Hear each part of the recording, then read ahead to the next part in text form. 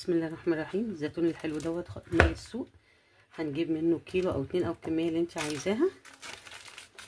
انقعيه لمده يوم واحد. انا بعمله سليم زي ما هو. عايزه تفتحيه فتحه واحده او تشرخيه شرخه واحده ماشي، او تعمليه بشوكه مفيش مشكله. هنزل عليه بشويه ملح كده بعد ما نقعته يوم بحاجه.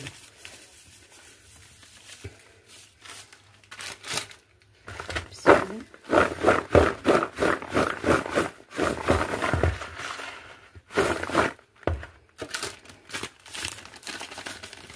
بتحطي فيه كميه ملح، يعني تقريبا لكل كيلو 4 معالق ملح. دول عندي 2 كيلو بس كده. هجيب برطمان يكون نضيف عندي،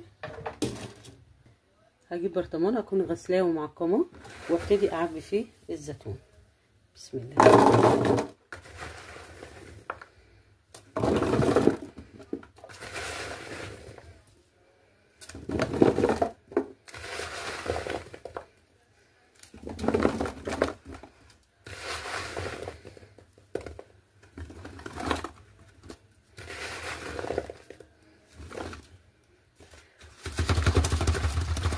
بتحطيه بالورق بتاعه، ما تشيليش الورق بتاعه، يعني هيجي فيه ورق زيتون سيبيه.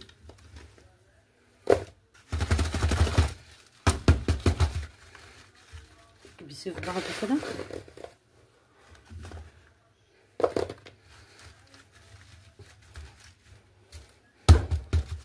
دلوقتي هجيب لكل لتر ميه 4 معالق ملح ومعلقه سكر.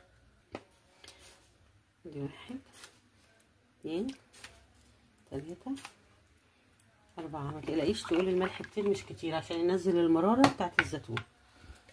ما بينزلش المراره بتاعت الزيتون الا معلقه سكر، الا الملح.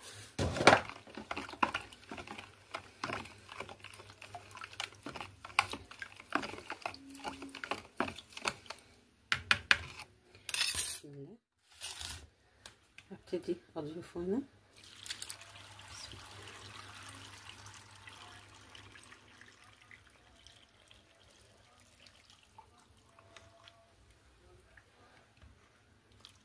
لازم نغطيه كله، ما يبقاش فيه جزء فيه ميه، فيه زيتون باين، لازم يتغطى لاخره. الحبه اللي فاضله دي هكملها. عندك زيت زيتون كمليها زيت زيتون، ما عندكيش زيت زيتون حطي زيت عادي، مفيش مشكله خالص. بسم الله.